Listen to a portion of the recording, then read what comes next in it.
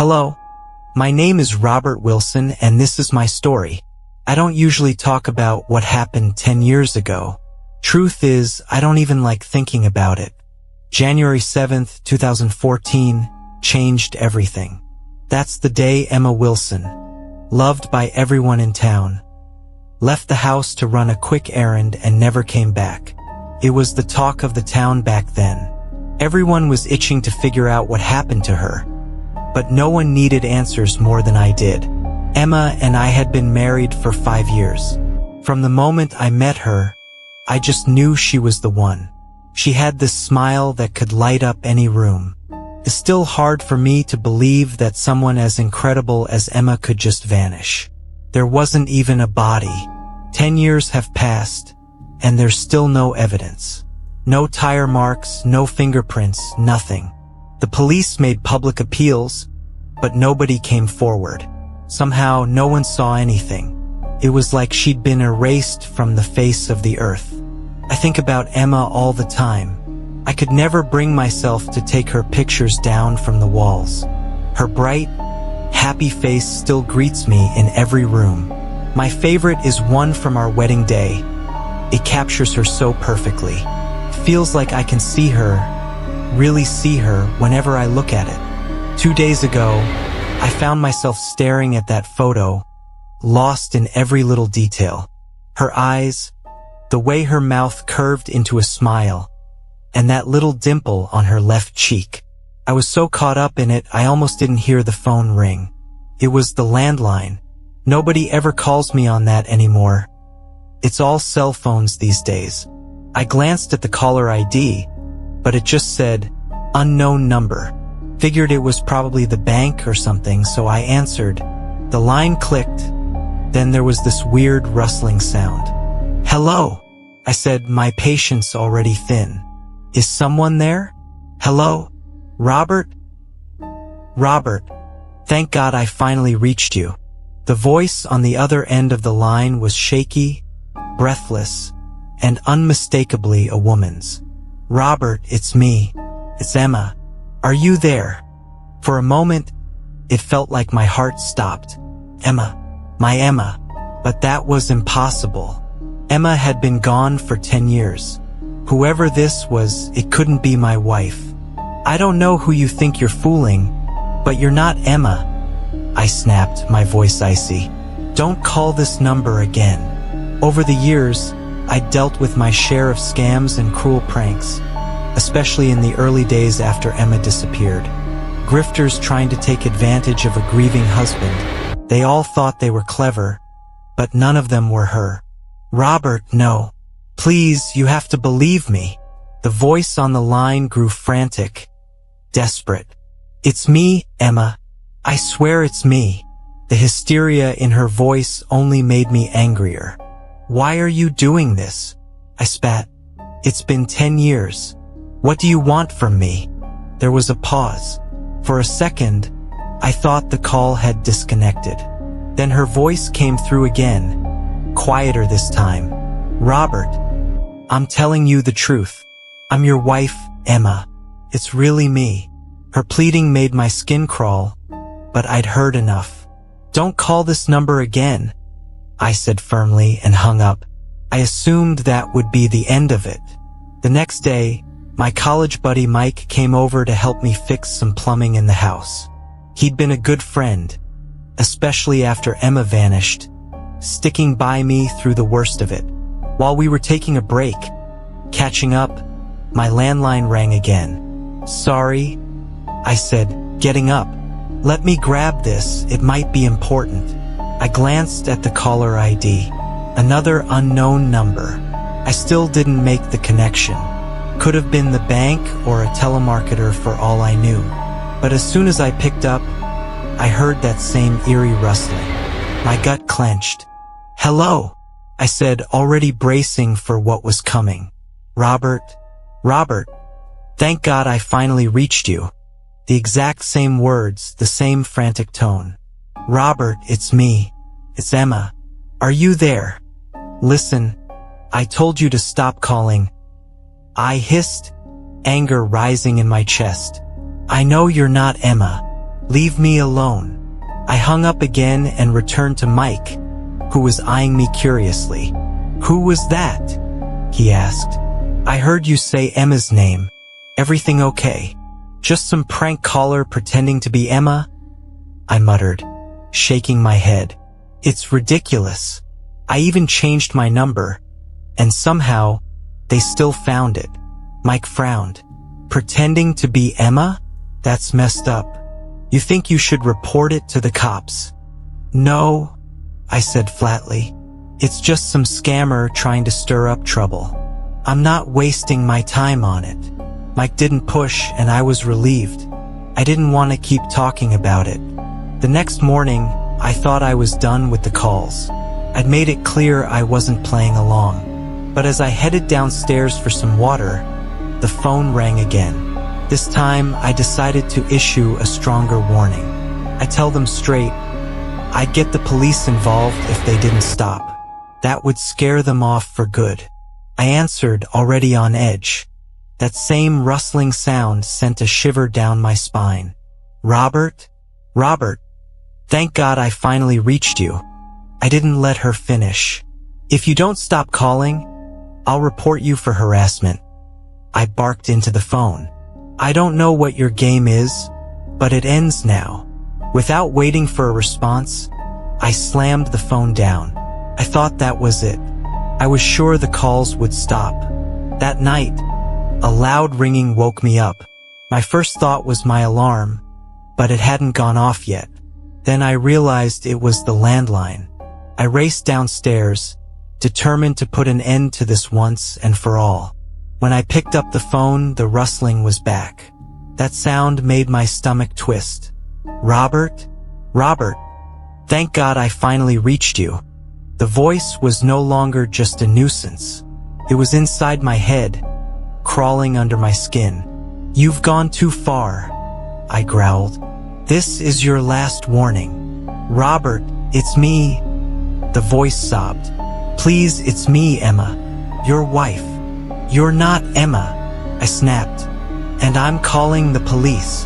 I slammed the phone down and stood there, trembling. I knew that woman wasn't Emma. She couldn't be. I knew because on January 7th, 2014, Emma Wilson didn't just disappear. She died, and I was the one who killed her. Emma was stunning, the kind of woman you couldn't believe would give someone like me the time of day. When she chose me, I thought I was the luckiest man alive. I loved her, every single second of our marriage. Even when I found out she was cheating on me, I stumbled on the messages by accident. Romantic texts between her and some guy at work. She was planning to leave me for him. I couldn't let that happen. Emma was mine. She had to stay mine. Forever. So I killed her. It wasn't a hard decision. If she was gone, she'd never leave me. She'd always be mine. The police bought my story. Everyone did. She went out for an errand and never came back. The headlines screamed her name. 10 years later, no one ever suspected me. I was heading back upstairs when I heard it. A soft tapping at the window. Click, click, click. The sound of the window opening made my blood turn cold. Then came the rustling. Not from the phone this time. It was inside the house. Robert? Robert, thank God I finally reached you. The voice came from behind me. Robert, it's me. It's Emma. Are you there? I could hear her now, clear as day. Robert? Robert, thank God I finally reached you. The voice was inside my house. Robert, it's me. It's Emma. Are you there? Panic surged through me, gripping my chest like a vice. I don't believe in ghosts or the supernatural, but this was something else. This wasn't a scam caller after money. It was something far worse. My thoughts were spiraling. Part of me wanted to run, get out of the house and never look back. But another part, a darker curiosity, kept me rooted to the spot. The rustling was deafening now, consuming every corner of my mind, blocking out reason. Robert? "Robert, thank God I finally reached you." The voice called again, shriller this time. "It's me. It's Emma. Are you there?" It was closer, much closer. The source of the voice couldn't have been more than a few feet away. "Hello," I called, my own voice shaking. I heard it then, soft, deliberate footsteps, coming closer. "Hello? Who's there?" I shouted, my legs frozen in place. I couldn't move, couldn't run. I was paralyzed by the sheer terror of not knowing what was happening. And then, like a switch being flipped, it all stopped. The rustling cut off like it had been sucked out of the room. The footsteps ceased too, leaving me in an oppressive silence. For a few heart-pounding moments, I stood there, trembling. The voice was gone, or so it seemed. I forced myself to move, stumbling downstairs toward the phone. My hands shook as I yanked the wires out of the wall, disconnecting it completely. Whatever this was, scam or not, I wasn't going to let it dig its claws any deeper into my head. I didn't leave the house that day. Fear kept me anchored, my thoughts spinning wildly. Nothing about what happened made sense. I couldn't explain it, couldn't rationalize it. When I woke the next morning, something felt off. It wasn't just in my head. It was like the house itself had shifted overnight. Everything seemed slightly out of place, slightly wrong. I wasn't much of a reader, but I kept a small bookshelf in my bedroom with a handful of books on it. This morning, though, the shelf looked emptier than usual.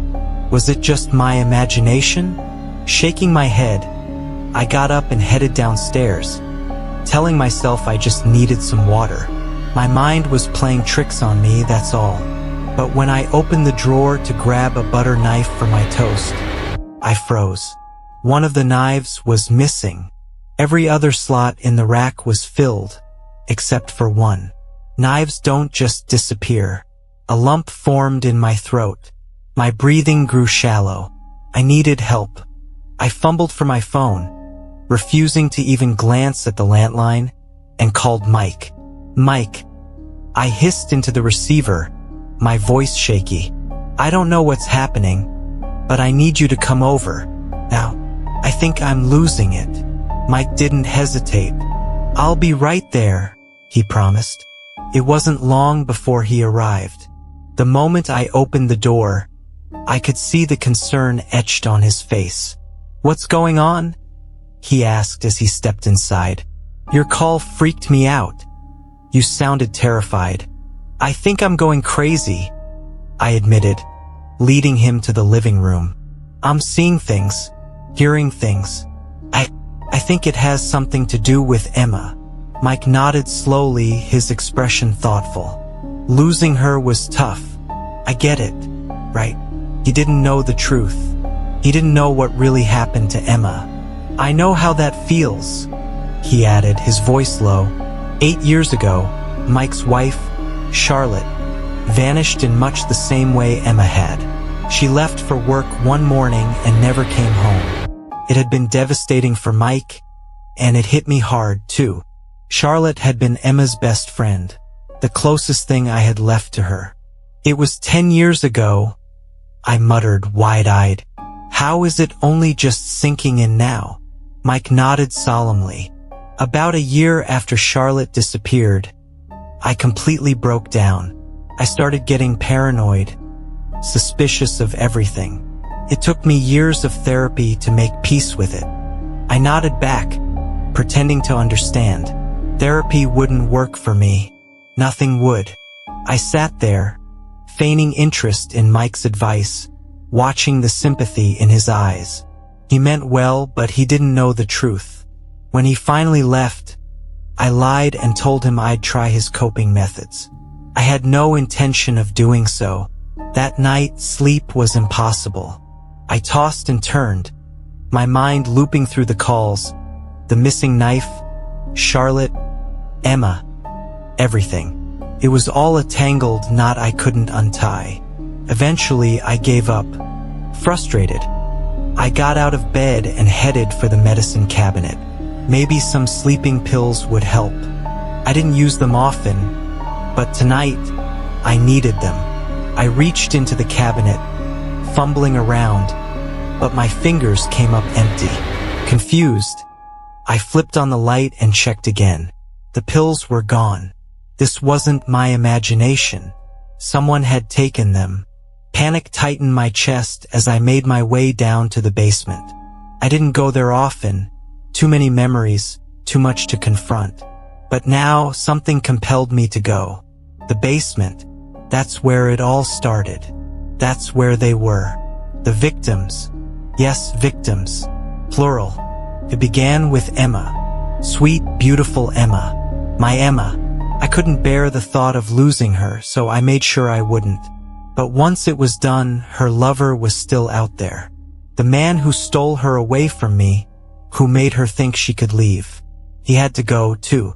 I lured him to the house, played the perfect host. A drink, a little small talk, and a dose of sleeping pills in his glass. He never woke up.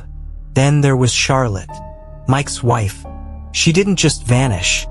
She found out what I'd done. She came to confront me, and in my panic, I killed her. The book from my bedroom, it had been sitting on the coffee table. One hard swing to the side of her head, and it was over. And the knife, that was Emma. My Emma. I couldn't let her be afraid of me. I loved her too much for that. I didn't want her to suffer. So I stabbed her in the back, gently, quietly. She fell like an angel slipping into sleep. And now, here I was, standing in the basement, the knife in my hand. But I didn't remember picking it up. My vision blurred as my grip tightened on the blade. My body swayed, blood roaring in my ears. Then I felt it, a small, heavy object. The book, it was in my other hand. But how? I staggered, my legs buckling beneath me. The book slipped from my fingers, hitting the floor with a dull thud. I collapsed next to it, my body growing cold. I couldn't feel anything anymore. My vision dimmed, my breathing shallow. Was this what they'd felt? This emptiness? This stillness? Just as my eyelids began to close, I saw her. A face. Her face. Emma. My Emma.